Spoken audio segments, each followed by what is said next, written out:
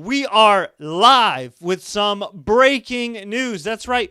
We got a trade, a major trade before the Super Bowl. Something you don't see every day, but we might be seeing moving forward because there's a quarterback carousel going around.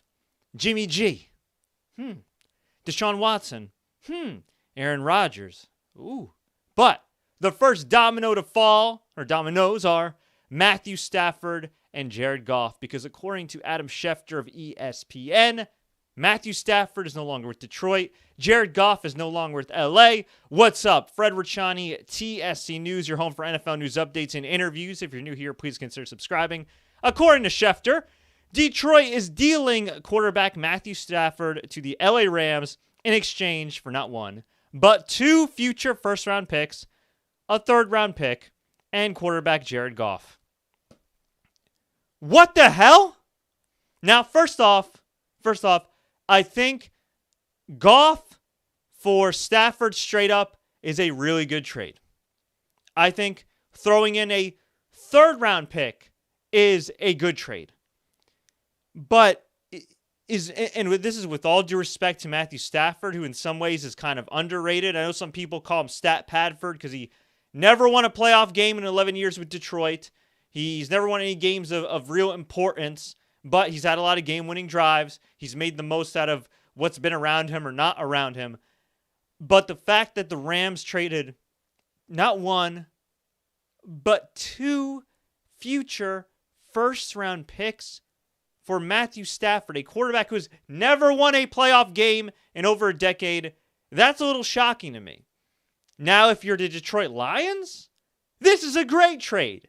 Because here, you have a quarterback that clearly has a fire lit up under his ass, who was pissed off, who played pissed off, who actually played pretty well, all things considered, with a broken thumb in the playoffs. And granted, they got eliminated and shellacked by the Green Bay Packers, but still, played really well and Walford went down. And, man, Jared Goff now has got something to prove in Detroit. Here's the problem. There's not a lot in Detroit right now, but if you're Detroit and you're rebuilding, and you sign some bum named Dan Campbell to be your head coach who wants to bite off kneecaps, I guess this is a pretty good trade. You got two first-round picks. You got Jared Goff. You got a young quarterback, a younger quarterback than Matthew Stafford. So, honestly, I think presently Lions are about where they would have been at with Matthew Stafford. You know, a team that's probably going to go 5-11, 6-10. But now you have two first-round picks for the future, to rebuild for the future. Here's the problem with the Lions, though. They've been gradually rebuilding for years. For years. I mean, other than the Houston Texans, who are trying to become the Detroit Lions of the AFC, I mean, what other franchise has had not one, not two, but three awesome, I'll say, okay, Calvin Johnson, Barry Sanders, Hall of Fame level players. Matthew Stafford, definitely not Hall of Fame level, but a really good player. Three really good to great to legendary players. They have them, and they can't do anything with them throughout their franchise's history. It's absolutely insane. Matthew Stafford pretty much owns every passing record, every quarterback record that the Detroit Lions have, and that's great. But, man, I mean, they are a franchise that has squandered talent left and right for years and years. So, while they do have two first-round picks, while they just hired a new GM, which is great, they also just hired Dan Campbell over Eric Bieniemy and Brian Daboll, among other qualified candidates. More qualified candidates, I should say. So, if you're a Detroit Lions fan, if you're an optimist, you could say we got two first-round picks and Jared Goff's got something to prove. But you could also say we got Jared Goff, and two first-round picks are probably going to screw up. So, such is life if you're a Detroit Lions fan. Now, obviously, life could get better if Aaron Rodgers is out of Green Bay and Jordan Love does not turn out to be Aaron Rodgers. But that's another podcast for another day. Now, on the Rams side of things, is Matthew Stafford an upgrade from Jared Goff? If you're talking about the Jared Goff who has regressed since the Super Bowl, yes, he is. Jared Goff at a sort of Pro Bowl level. I believe he got selected to 2 Pro Bowls. I think they're comparable. That being said, Matthew Stafford is a guy that has, again, led a lot of game-winning drives. Granted, regular season, not postseason, but still, he's a guy that's waiting to break out. He's got something to prove. And here's the thing. I think this is a massive trade, not just in the sense that you got a new quarterback, and in theory, he should be better in Sean McVay's offense than Goff was. This is a huge trade in a sense that this could put Sean McVay and GM Les Snead in the hot seat if it doesn't work out. Now, in my opinion, I think Sean McVay's an awesome head coach. I think he got exposed, unfortunately, against Bill Belichick and that embarrassing Super Bowl performance. But overall, I think he's done a hell of a job. And when you look at the last decade plus of Rams football, he's had more success in 4 or 5 years than a bunch of other dudes. I mean, that Mike Martz era did not end very well. Who else did they have? They had Steve Spagnuolo. They had some other guy. I don't even remember the other coaches. They had Jeff Fisher. Jesus Christmas. I mean, Sean McVay really helped turn that franchise around. And hey, kudos to Les Snead as well. I know he's been around for a while, but he's made some really good draft picks over the years too. So they've done a pretty good job this last half decade. And you got to give Stan Kroenke some credit too, even though he kind of took away the team from St. Louis, which sucks for St. Louis. But here's the thing. Sean McVay has this reputation of being the boy genius. Sean McVay has this reputation of technically being better than he might be right now. Now, he might be a legendary coach, a Hall of Fame coach, one day when it's all said and done. He's still a young guy, still in his early mid-30s. But right now, he's a pretty damn good coach, not a Super Bowl winning coach.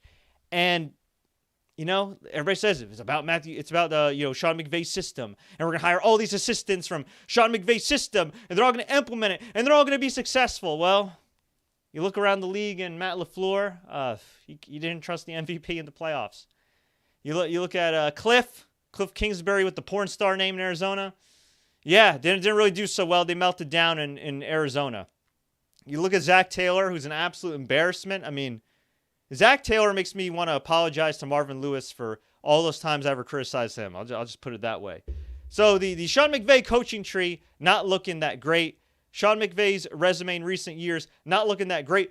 From my standpoint, I think it's impressive because they've had winning seasons. Every season he's been there. They got to the Super Bowl. They won the division a couple times. He made Jared Goff a Pro Bowl quarterback for a brief period of time. They got to the Super Bowl. They did their thing. But when you're known as an offensive genius, or to be believed as an offensive genius, at some point, people are going to expect the offense to match the greatness of your defense. The Rams defense, for the most part, is pretty damn great. They had a bad game against Aaron Rodgers. Who doesn't unless you're the Tampa Bay Bucks, okay?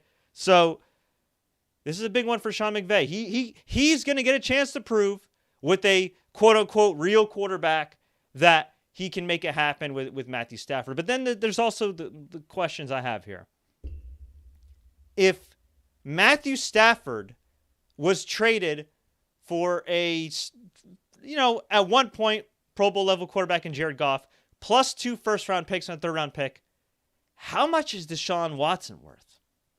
How much is Jimmy G worth? And I think Deshaun's a better quarterback than Jimmy G, but if we want to put some respect on Jimmy G's name, when he's been healthy, the Niners have had a winning record, and oh yeah, they've gone to the freaking Super Bowl. And I'm not saying that the Rams could have gotten Jimmy G because the NFC West is a crazy, tough division, and they're all rivals here. But I'm wondering if the Rams even bothered to inquire about the Houston Texans quarterback Deshaun Watson. Because to me, I feel like this is a deal that could have possibly have gotten you Deshaun Watson. Now, maybe they would have thrown in something else, done some salary cap magic, as Les Snead's had to do the last few years.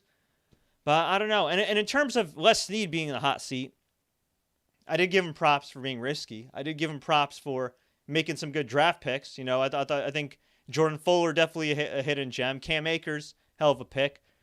But he's also the same guy that gave Jared Goff that gigantic deal. And while it appears they're going to be able to get rid of that gigantic deal with this trade, the reality is the last couple of years you can make the argument that the Rams may be underachieved, if you're a Rams fan, because of that giant salary albatross. On top of that, he's the same guy that signed Todd Gurley to that big contract. And granted, they were able to get rid of Todd Gurley, but I'm pretty sure they were still on the hook for a few millions there. And yes, you could technically blame the owner, but the owner did instill Les Snead to make the football decisions. And you got to believe that Les Snead and Sean McVay are working hand in hand. So if we are to believe that this was signed off by McVay, the owner, everybody else, well, it's put up or shut up time for the Rams. It's a competitive division, obviously, but they got to make something happen here. They got to make something happen here. Lions, I don't think there's any pressure. Nobody's expecting the Lions to do well. Nobody's expecting anything out of Dan Campbell. If that team goes 8-8, that's an accomplishment. Jared Goff, at this point, he's got nothing to lose. He's still making the same amount of money, but he's going to be pissed off. He's going to be fired up, and I think the Lions right now, presently, are sort of in a better position just as far as expectations go. There's going to be a lot of expectations for the Rams, but we'll see. A lot of people got a whole lot to prove, but look, I'm happy for Matthew Stafford. I'm not going to say he finally has a competent coach, because I thought Jim Caldwell was a great coach, and the Lions just were an utter embarrassment getting rid of Jim Caldwell after multiple losing seasons. That was absolutely pathetic, and yeah, I mean, what can you say? It's par for the course of the Detroit Lions. But I do wish Jared Goff well. Say what you want about the guy. You could say he's not a number 1 overall pick caliber quarterback, and you can make the same argument with Matthew Stafford given the results last decade. But I'll say this about Jared Goff in his Rams career. He did eventually turn it around. He did win them a few playoff games. And say what you want about him, maybe he's aloof and this and that. The dude is tough as hell. And the dude has never made excuses, and you got to respect that. So much respect to Jared Goff. Congratulations on a nice Rams career. I wish you the best in Detroit, even though some of their personnel moves have absolutely appalled me pretty much over the course of their history. As for the Rams, best of luck to Matthew Stafford. I am happy he's on a winning team. I am happy he is aligned with the hell of a coach. Can you believe that Matthew Stafford is only 32 years old? I just want to make sure I have that correctly. Matthew Stafford, I believe, is only 32 years old. He's about to turn 33 February 7th, so he's an Aquarius like me. That's awesome. 32 years old. Okay? Dude's got time. And if, knock on wood, him and other quarterbacks can remotely follow the nutrition plan that Tom Brady's got, okay, maybe they'll even join the TB12 sports team, whatever. If a quarterback can remotely stay healthy and stay upright with the new offensive rules, being offense first and defense second, Matthew Stafford might have a few more good years left in him. And obviously it depends also if Andrew Whitworth and some other guys come back for the Rams. But I'm excited. And now the question is, or the questions are, what's next for all the other NFC West teams? I'm assuming Zona is going to stick with Kyler, but he's obviously got to step it up because he also was a number 1 overall pick. Although I think the head coach should have been fired and gotten the Steve Wilkes treatment. It's absolutely pathetic he didn't after they melted down. So there is that right there. But as for, the Seahawks, look, Pete Carroll has been a great coach for years, but I think the Seahawks have underachieved as well. And, at some point, they got to at least get back to the NFC title game. I don't think Russell Wilson's going anywhere, not anytime soon, although who knows? Maybe he'll be like Aaron Rodgers and say he has an uncertain future if they have another early exit. And then the Niners, to me, are the X Factor team, not just in the NFC West, but in the NFL. They're one healthy, all caps, healthy quarterback away from getting back to the Super Bowl and possibly dominating the NFL again. I mean, they have one hell of a team. And, it's very easy to pin a lot of blame on Kyle Shanahan for some of those losing seasons, and I'm not going to totally let him off the hook because there's a lot of head coaches without the Shanahan last name that get unfairly fired way too soon. But I will say this. I do think Shanahan's a good coach, and I do think, personnel-wise, top to bottom, I mean, they're looking good. They just got to stay healthy, and they got to get a quarterback that can stay healthy at least, 13 games out of the season and be available for a postseason berth. So I would think that they should stick with Jimmy G, but maybe they will make that big trade for Deshaun Watson. Who the hell knows? I think if Jimmy G's healthy, Niners can still be competitive. So we'll see. But I think they're the big X factor. But I want to hear from all of you though. Where do you think Deshaun Watson ends up? Do you think Jimmy G gets traded? What the hell is going to happen with the Lions? Could you see them surprising people and actually maybe, just maybe, I'm not going to say have a winning record, but at least a 500 record. And remember, there's now 7 playoff spots, so anything can happen there. On the flip side, what do you think this means for the Rams? Will they finish with a better record? Is Matthew Stafford at this stage of his career a significant upgrade from Jared Goff? Let me know. Leave a comment below. If you enjoyed this update, like, share, Don't forget to subscribe and enable notifications. We do all kinds of interviews with football players from all across the league. We also have interviews with a variety of guests. Plus, we have in-depth Rams football coverage. If you ever want to hear from Les Snead, Sean McVay, maybe not Jared Goff anymore, but the new Rams quarterback, Matthew Stafford, this is the place for you. And plus, this coming week is Super Bowl 55 week, which means we got you covered left to right. And you better believe I don't think this is the only Super Bowl week trade we're going to see. Until next time, everybody, as always, enjoy the games and please stay safe. Wow.